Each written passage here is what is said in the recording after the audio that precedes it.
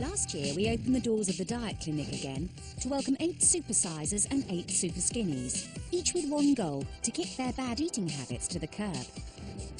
Over 5 days, they stepped into one another's shoes and swapped diets. I'd rather have that than this. Give me that any day. Overseeing the swap was Dr. Christian Jessen, who forced them to face the realities of what they were doing to their bodies. That was like a snap. Tonight, we're going to see how super skinny Gillian and Supersizer Heather got on a year after the cameras stopped rolling. Now, if I have any ice cream, it actually makes me want to be sick, to be quite fair. We'll also look back at 4 women on the road to recovery battling anorexia. If I clear my plate now, I'll feel quite guilty about that. And we'll see how Anna Richardson and her team of flab fighters tried to beat the bulge. So who's up for a gorge on Cheddar Gorge? Welcome to Supersize versus Super Skinny, 1 year on.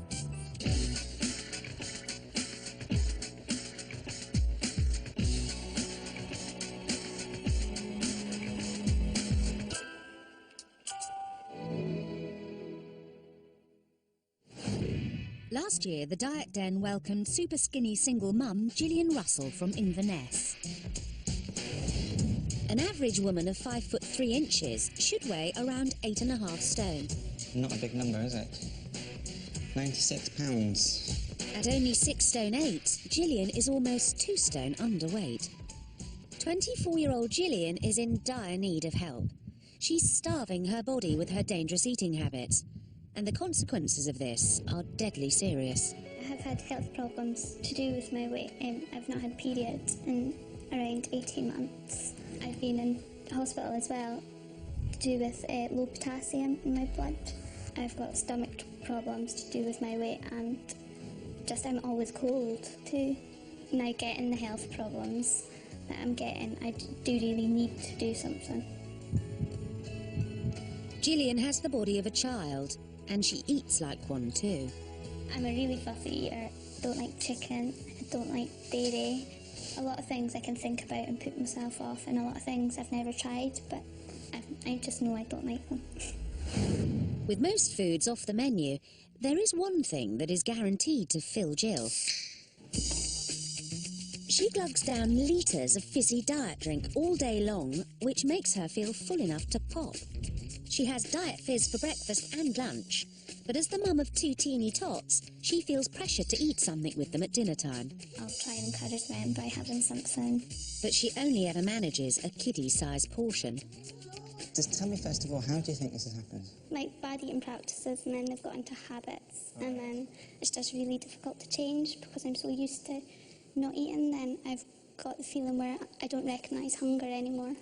Her eating issues need to be tackled, and there's only one thing for it. It's time to call in the heavy artillery. How are you doing? To meet you. Come on in. Meet 26 stone supersizer Philippa from Yorkshire.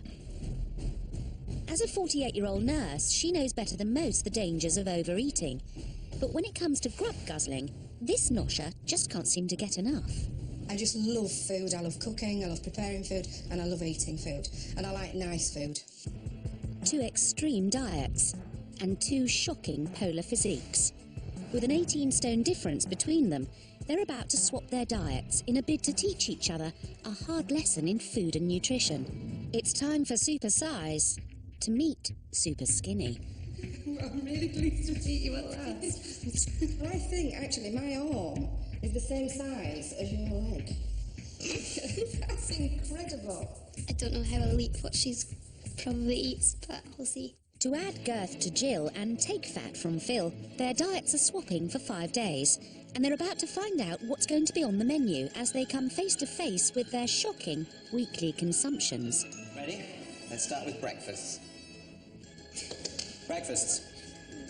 Let's move on to lunch. It's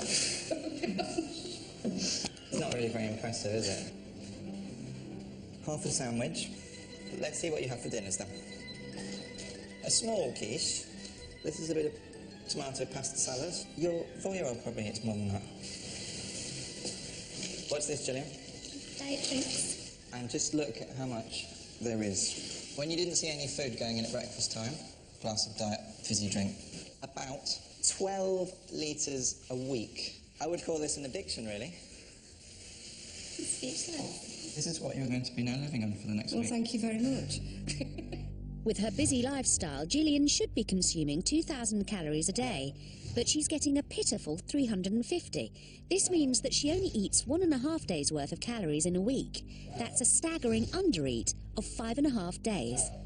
Yours is very bad, but this is not necessarily going to be any better, all right? Breakfast. Here we go. Banana, toast and butter. What do you think of her breakfast? Don't like anything. You don't like any of that? Well, that doesn't really surprise me, but it's a darn sight better than your breakfast, isn't it? Let's move on to lunch. Lots of salad, pasta, fish and chips, vegetable soup, and then pate and toast. Yeah. You like pate and toast? What else? I'm feeling sick, just seeing it all mushed together and just thinking that's what it's like inside your body. It's their first night in the feeding clinic, and Jill's about to get her first dose of dumper truck-sized tucker. On the menu for Gillian, an enormous bowl of chilli and some mango for Pud, followed by cheese and biscuits. But the chilli is receiving a frosty reception, and reactions speak louder than words. And it's not just the taste of food that turns Gillian's tiny tum. The noises of eating drive her mad too. I don't like it when it's so quiet because I can hear myself as well. You can hear chewing. You don't like chewing? I've just had the first meal and I feel really sick. I'm not used to eating in such quietness as well, so it was difficult to hear like chewing, and I didn't like it at all. Last year, I took the Battle of the Bulge to the streets. Well, actually, the hills, the hedges, and a car wash to show that if you wanted your sneaky treats, you had to pay the price. Welcome to my flab fighting club.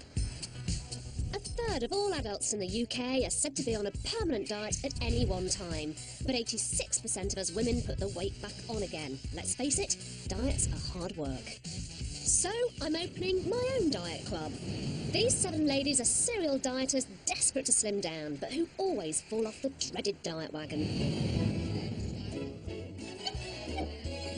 I've tried a number of diets. I've tried the herbal tablets, the Atkins, starving myself, laxatives. I've basically been on a diet on and off since I was about 11. Pretty tired of them now. So in my diet club, the rules are simple. Stick to a diet plan we've devised which will allow them to have their vices, but they'll have to burn off the extra calories with exercise. So, why can't we stick to our diets? Reason number 1, chocolate. I eat chocolate because it replaces my lack of sex. If I'm feeling a bit low or I'm tired when I come home from work, my biggest downfall is chocolate. I've got a very high sex drive, so I probably eat 2 or 3 bars a day.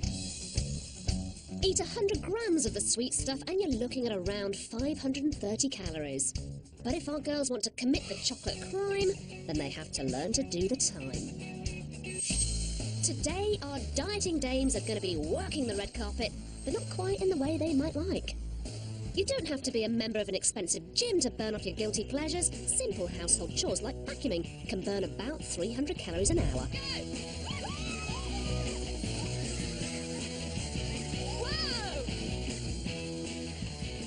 So if you want the pleasure of eating your fave chocky bars, just how much vacuuming would you need to do? For a dairy milk whole nut, you'd need to do 54 minutes. A Yorkie bar would be an hour and a quarter's worth of vacuuming to the max. Or you could burn off a Milky Way in just 23 minutes. Being a domestic goddess has never been so tasty. Later on, the girls get cheesed off having to ramble in the rain, but then show a little dogged determination to burn off those bickies.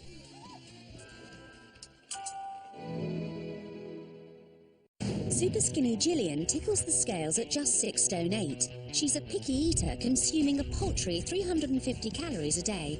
She swapped diets with Supersize 25 stone 6 Philippa. Day 2, and Phil is preparing to launch the day's first food attack. And it's breakfast, so ready, aim, fry. For Phil, it's a diet pop breakfast. But it's Gillian who's got a problem with her bumper brekkie. What don't you like about egg yolk? The texture. I've never liked egg yolk. It spoils a toast. Gillian agrees to give the egg a go, but if at first you don't succeed, try. Don't smell it. Just put it in your mouth. Try. And that's not even a mouthful, is it? It's just kind of... It's so silly. And try again. And she's cracked it. Just chewing. And the toast will take over. It was quite tough because the foods I don't like, but I tried them and I did eat much more than I would usually eat, so I think I've done well in that respect. I've probably eaten what I would usually eat in a day. It's the start of a new day, and even though Gillian knows she has to make changes, it's not going to be so easy. It wouldn't be so bad if it didn't have milk in it, but... Gillian's dislike of most calcium-rich foods means she rarely eats them, which throws up major concerns about the health of her bones. I think this puts her at a real risk of osteoporosis, so I'm sending her for a bone scan to see if my concerns are justified. If I do have osteoporosis and the results are positive, I'll be absolutely devastated because I'm only 24, and to know that I've been doing that to my body for so long, it's quite scary. The potential consequences of Gillian's gross under-eating are shocking, and Dr. Jessen hopes in forcing her to face them, she'll begin to see the realities of her terrible diet. Those ribs are very, very, very prominent. There's nothing covering them at all. I never realised you could see the spine, and... It's so prominent, because there's nothing covering it. It's skeletal, it's horrible. I sent you for a bone scan. Now your spine is okay. Your hips are absolutely not okay. Your hip bones are similar to about a 60-year-old lady's hip bones. It's quite thin, even though I knew the likelihood was my bones would be bad, you know, you had the naivety that it won't happen to me, blah, blah, blah, and it's a definite shock. What's scaring you most? Just to have the hips of a 60-year-old that's older than my mum. And it's like 5 years' time, if I carried on, what would it be like? I can't believe I've done that to myself. I want to be there for my kids growing up, so I've got to change. It's the end of the week for Gillian and Philippa, and armed with their tailor-made eating plans, our diet swappers head home, ready to turn the old eating negatives into new forward-thinking positives.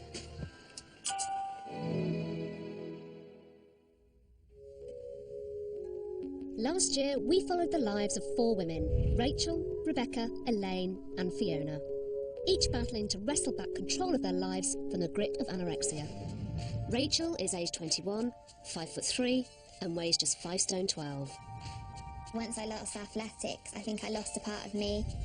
I was just left on a lit, and my new obsession in life went on to food, and I used to start restricting what I ate. Rebecca is aged 21, 5'5", and weighs just 7.5 stone. It's much easier for me to deal with if my food's in packets. I know there's a certain amount of calories within that packet, and I trust it not to be any more. Elaine is aged 35, 5'5", and weighs 7 stone 4. I've damaged my body quite a lot over the years, and I think the chances of me having kids, well, I've been told, are very minimal. The eating disorders left me without a normal life. And lastly, Fiona, aged 27, is 5'10", and weighs 7 stone 9. Restricting my food intake and controlling my eating made me feel good about myself. I became very, very good at losing weight, and it just escalated out of control. To help these young women on the road to recovery, we've been working with renowned eating disorder specialist Dr. Peter Rowan. So at what point does dieting become not normal behaviour and slipping into anorexia? I suppose that the crucial issue with it really is when it takes off so that you're predominantly thinking about that all the time. You're descending into a world which is dominated by issues to do with body weight and eating behaviour. Like most anorexics, these 4 girls all share an obsession with the calorific content of food. Eating disorder dietitian Ursula Philpott has worked with many anorexics and is working with the women to help them overcome their underlying fear of food. They also can misinterpret a lot of physiological symptoms, and really my job is to help clarify those, to help them trust food again, really. One place where the group's distorted views of food manifests itself is the supermarket. Thoughts about being greedy or what other people might perceive as, them being greedy for having more than a couple of items in the trolley, they find quite difficult. On this visit, the girls are encouraged to talk about their food phobias. I don't actually eat cheese really, it's high in calories and full of fat. Bread is very difficult for me to eat. I haven't eaten bread for a very long time. As is common with anorexia sufferers, even the foods that do make their list must pass strict regulations, and the absence of a familiar item causes distress. That's slightly concerning. The slice of brown bread that I'd normally have isn't here, so now it'd be a case of finding which one of these would be my next best option. That's 53, so that wouldn't be an option.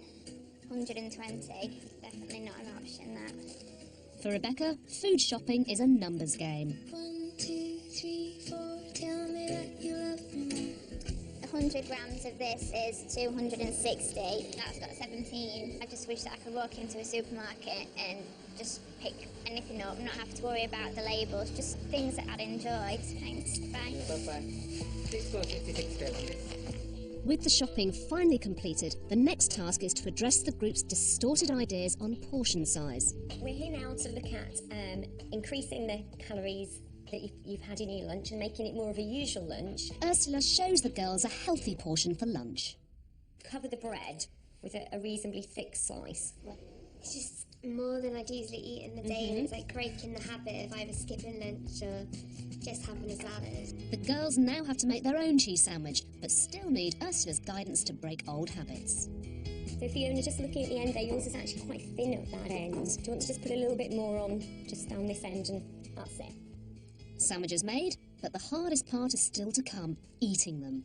And just let me know any thoughts or feelings you've got. Okay, I've noticed that before I ate it, I squashed it.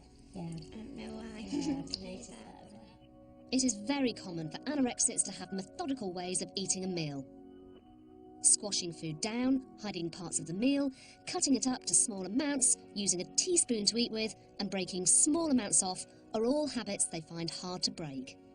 They have managed to finish their sandwiches, but Rebecca is still struggling to leave a clean plate. If I clear my plate now, I'll feel quite guilty about that, and that's when the whole anxiety and punishment will set in. Although all the girls still have a long way to go, just finishing a cheese sandwich is a huge step for them on their road to recovery.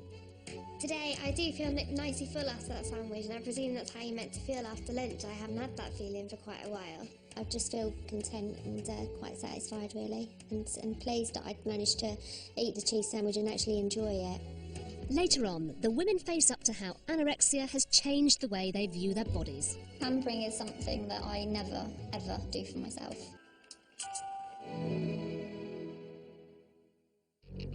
It's been a year since we first saw supersized Heather Tilney walk into the diet den. Time's moved on, but back then she was in dire need of help. I love food. I love trying different foods, unless it's vegetables. I like stuff to be like a party in my mouth. Heather, a full-time working mum, lives with husband Richard and their daughter Madison. But while this call centre worker loves her nosh, she hates cooking. I don't find cooking in any way, shape or form entertaining at all. Heather's love of processed comfort food started when she was young, and now her poor eating habits are being passed on to her 16-month-old daughter Madison. She wants the food that we eat. She won't eat her own food anymore. I think because Heather doesn't like vegetables, she gives Madison what she eats, and I don't think that's a good thing at all. I don't want her to be like me. I really don't want her to get bullied at school. If she goes to school fat, it's because I've done it. Nobody else. I don't want to be like this anymore. I want to be the skinny girl that's inside that keeps shutting up with chocolate. Heather's mammoth-sized appetite is about to be curbed by taking on her partner's minuscule meals. Step forward, aspiring glamour model Charlotte. Superskinny Charlotte is obsessed with her looks, to the complete detriment of her diet. Food's just not that important to me. I don't think about my nails or my tan. But despite wanting the body of a woman, her diet is that of a child. When I look down on the plate, I know that there's not enough there. I think it is quite embarrassing. These two young women are destroying their bodies with extreme diets at opposite ends of the scale, and with nearly 14 stone difference between them, the signs are obvious. Heather's thigh is almost 6 inches bigger than Charlotte's waist. They're about to swap diets for 5 days. It's time for Supersize to meet Superskinny.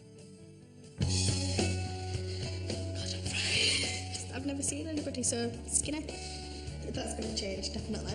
I had no fat pinch, and she could just grab it like a whole handful and say, like, which bit do you want? It's quite scary to look at somebody so tiny, and I'm just dreading exactly what it is she eats to stay so small. I'm really frightened. Wait no longer, ladies. It's time for them to come face to face with their own shocking weekly food intake. Charlotte, we're going to start with you. Cereal to start with. Toast. Let's see what you have for lunch. Usually just have one biscuit with a cup of tea. Let's have a look at your dinners. That's the first lot of veg we've had in the tube. Yeah. That is your week's worth of dinner, and your week's worth of lunch, and your week's worth of breakfast in there. But it's just really not enough to get you through the day, is it? I'm beginning to panic at how my body is going to survive on that small amount of food. Heather, let's start with your breakfast. That looks like a traditional English fry-up breakfast. Wow, like a French baguette, and that's a breakfast thing. Charlotte, that is 30 sausage rolls. And this is fizzy cola, so it's high sugar, high in calorie, just not really quite what you need given the size of your lunches and the size of your dinners. Heather is gorging on 5 times more calories than Charlotte. By taking in a mammoth 4,100 a day, she's eating twice as much as she needs to. It's an overeat of 7 days a week.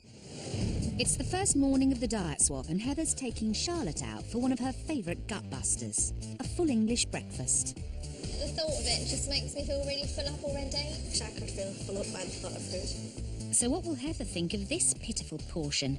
1 slice of toast, a banana and a probiotic yoghurt. Are you going to eat your banana yet? Not yet, no, I'm absolutely starving. I'm trying to make it last. I think looking at how much it is that struggling to eat is when we realise how much I really do go through. Under the guidance of eating specialist Dr. Peter Rowan and dietitian Ursula Philpott, we've been following 4 ordinary women struggling to wrestle back their lives from the grip of anorexia. After looking at their attitudes towards food, we've turned our attention to how they view their own bodies. Approximately 80% of anorexia sufferers engage in compulsive exercise. My relationship with exercise is absolutely obsessive. I don't go a day without exercising. My exercise, in a way, was worse than my relationship with food. It's important for the girls to exercise in a safe and healthy way. The reason I've asked the girls to come today and do a yoga class is because it's a really good activity for somebody with an eating disorder. It's skills-based rather than being goal-orientated, so you're not counting calories all the time, they're working on a skill. It's time-limited, there's a definite start and a finish time, so people can't just keep going and going. It's fun and it's sociable and it's quite low impact, so it's actually good for bones as well. See if you can inhale your fingertips towards the ceiling. I've kind of felt that exercise has been something that you've had to always go full pelt at. So now seeing it on this more calm, soothing level was something that took a bit of adjusting to, but I feel more refreshed now, so it's a lot better. The yoga session has calmed the girls' minds in terms of exercise, but next they'll have to confront their body image as they head to a spa for a back massage. Anorexia sufferers often hide their bodies away under layers of baggy clothing and avoid close physical contact, so today will be a giant step. Anorexia leaves sufferers so used to punishing their body, they completely forget how to indulge it. Pampering is something that I never, ever do for myself at all. For Fiona, who holds down 3 jobs and several sporting activities, the idea of self-indulgence is a revelation. I've never really thought to myself that I will treat myself and have a massage or go and have a facial. Hopefully I will come away having learned that it is okay for me to pamper myself. Elaine, who has lived with anorexia for 17 years, is not happy to let her mask slip entirely. Even though I'm at a health spa, I chose not to take my makeup off and sort of lay myself completely bare. I tend to kind of keep away from getting intimate with people. It's very strange to have somebody touch my body. It does feel really nice. The spa day has been tough for the girls, but it's also been rewarding and a crucial step towards recovery. Later, we reveal how far they've come with a farewell meal together.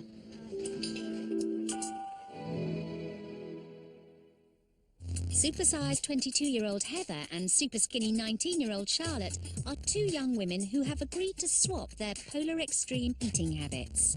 It's day 2 of the diet swap, and lunch for Charlotte is a baguette bulging with tuna mayo, while for Heather, well, it really does take the biscuit. When I first saw what my lunch was, I wanted to slap her for eating such a ridiculous lunch. Without swearing, bleeping hungry.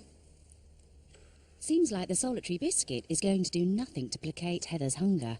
Come dinner time, I'm going to be ready to rip her arm off and eat whatever meat's on there. Instead of Charlotte's arm, Heather will be chomping on 2 small lamb chops, 2 potatoes and veg. But she'd rather have a bowl of chocolate-covered rice cereals. Drowned in full-fat milk, and in case Charlotte isn't sweet enough, there's tons of sugar on top. Heather must stick to Charlotte's habit of leaving a large chunk of her dinner, leaving her chomping at the bit. There's only more left on there. Breakfast, and it's the same story. While Charlotte gets to chow down on another bumper-sized baguette, working mother Heather is faced with a Spartan slice of toast. The slim pickings have finally pushed her over the edge. I actually feel sick because I'm that hungry. I feel like just screaming and shouting and pulling my hair out at the minute because I'm just angry at everything. And I hate feeling that. It's just horrible. Heather is experiencing the feeling of true hunger for the first time in her life, and she's finding the emotional effects hard to deal with. So she needs a boost to keep her motivated and to keep her heading in the right direction. So to boost Heather's meagre breakfast, Dr. Christian's adding a side order of surprise. Here we are. Come on. I think this is a golden opportunity for you. I'm really concerned about your health. I'm also concerned about Madison's health. I love you so much, and I'm frightened I'm going to lose you. And Maddie won't have a mum. When Heather was younger, what sort of things did she eat? Unfortunately, the wrong things. I too was a working mum. We had all the things like fish fingers and the chips, and we had the deep fat fryer. Don't want that for Madison. I think your mother's done something quite incredible today, to be able to come forward and say, OK, I may not have fed you the right stuff, but don't you make the same mistake. I think that's amazing. It was such a shock. I never expected my mum and Maddie to turn up. Now I'm in the right frame of mind that I want to do this, then I will be taking on board what she said. With the day's events weighing heavily on Heather, there's one final meal in the feeding clinic, and it's a proper dinner. Charlotte, on the other hand, is faced with the last supper of 30 sausage rolls. Not exactly a healthy, balanced meal. Let's get going. Despite its tiny size, Heather's dinner is a different story, with complex carbohydrates in the mashed potato, protein in the minced beef, and essential vitamins and minerals in the fresh vegetables. As the end of the swap nears, Heather realises just how extreme her food habits were. Because everything that's going on, it's made me realise what it is that I'm doing to not only me but Maddie as well. It's the end of the swap. Time for Dr. Christian to give Heather and Charlotte their 12-week healthy eating plans. So everything that you need now for your diet plans are all in here, and I have to say I'm really looking forward to seeing you two in 12 weeks' time. Me, Maddie and Richard will certainly be changing our eating habits, and there's going to be a lot more home-cooked food. It's like a weight's being lifted knowing that I'm going to go home and she's not going to be like me.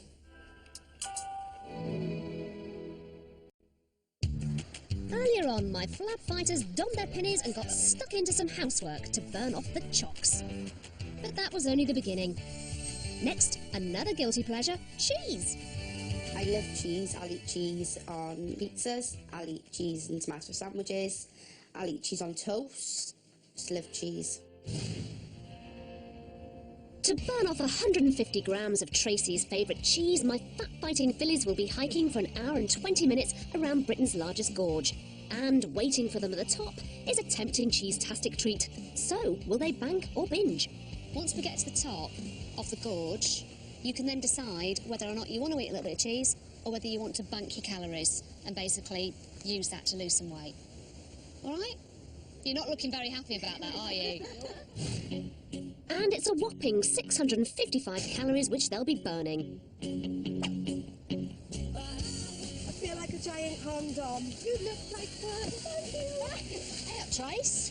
Never seen you move so fast. Are you after that cheese or what? Yeah. Oh, blimey. Smell it. Look. If you are partial to a chunk of cheese, then weigh it up before you pack it in. For a 150-gram slab of Edam, you'll be hiking for around 1 hour. A sneaky slice of Stilton will cost you around a 1 hour, 10-minute hike. And for Tracy's favourite cheddar cheese, you will be hiking for about 1 hour and 20 minutes. But after all that climbing, what will the girls choose to do? Bank their calories or binge on cheddar? So who's up for a gorge on cheddar gorge? Who wants them? Me. Oh, no, you say Who has a little bit and not have no more? You never who doesn't want to have it? Me. Who wants to bank the calories? Yeah? Hey up. You've had a little nibble of yours, haven't you? This is really good. You're all wanting to bank your calories. Guilt. I love it. 1 week later, and it was walkies of a different kind. To combat their cookie cravings, I set them off for a bit of fun with man's best friend.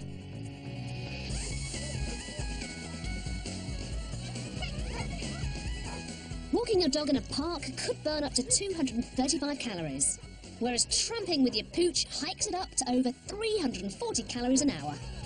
To dunk a rich tea Vicky at 36 calories, you'd have to poodle with your poodle for just 6 minutes. But you'd have to hike your hide for 13 minutes to save the flavour of just one chocolate digestive at 81 calories. We had dogs, which was quite strenuous. We've burnt around 342 calories. So, because we've done that exercise, we can have a treat. Do you want one? I do, but I'm not going to. Why? Just because you feel like... I feel I've achieved something today and I don't want to disrupt what I've just done. Anybody else? A resounding no. It seems all the girls are happy to bank the calories. And after a couple of weeks of ditching the treats, has the hard work paid off? I've lost a pound. I've lost 2. I've lost 2 pounds. I've lost 3 1/4 pounds. Losing all that weight means that in the first 3 weeks, our girls have lost a waist-flattening 2 stone, 11 pounds. But the battle's only just begun, as every guilty pleasure comes with a price. Was all that cake eating worth this pain?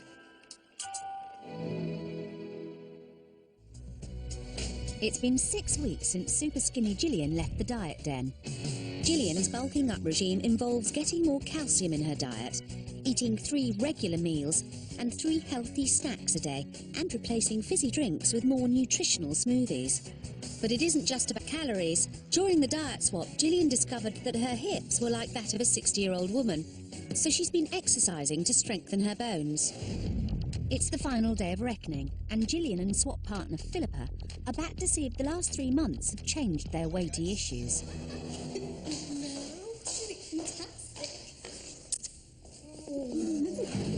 They've both worked hard at their diet plans, and it's time to find out if it's paid off. You, madam, have lost 3 stone and 2 pounds. Exactly. In 3 months is superb. You have put on 1 stone and 2 pounds. You have. That is absolutely amazing. 1 stone and 2 pounds. You're happy with that? I am delighted at that. You're now a normal, you're a healthy BMI, which means all those horrible things that I was nagging you about will be changing already. By taking on a new approach to life, Gillian took on a whole new set of curves. And later, we'll see if she managed to keep it up. Meanwhile, Supersizer Heather was putting her own life-changing plan into action. Heather's plan involves reducing her portion sizes, taking food into work so she's not tempted by the high-fat salt options in the staff canteen, and more home cooking so she's not reliant on microwave meals and her local takeaway. Has all the hard work paid off? Before she jumps on the scales, Heather gets a chance to catch up with fellow diet swapper, Charlotte. Oh my God, you look amazing. They've both worked hard at their new healthy, balanced diet plans, but has it paid off? Previously, Charlotte weighed a dangerously low 6 stone 3 pounds. Now, you're a whopping 6 stone 13. You've put on 10 pounds, which is extraordinary. Why? Heather, it's your turn. Comfort eater Heather weighed in at a morbidly obese 20 stone. You are 18 stone 10. You've gone down 1 stone 4 pounds. Are you happy? That's fantastic. Heather has also lost 2 inches from her waist and an inch from each thigh and arm. My little sister, she's like, oh my God, look at your arms. And I'm like, well, what's the matter? She says, you've been growing so shrunk. I even feel a bit sexy as well. You look healthy and glowing, and it's really obvious that you've taken on board all that advice. It's working for you spectacularly well. The future for me is to stick to my diet plan and keep the family on the diet plan and lose even more weight.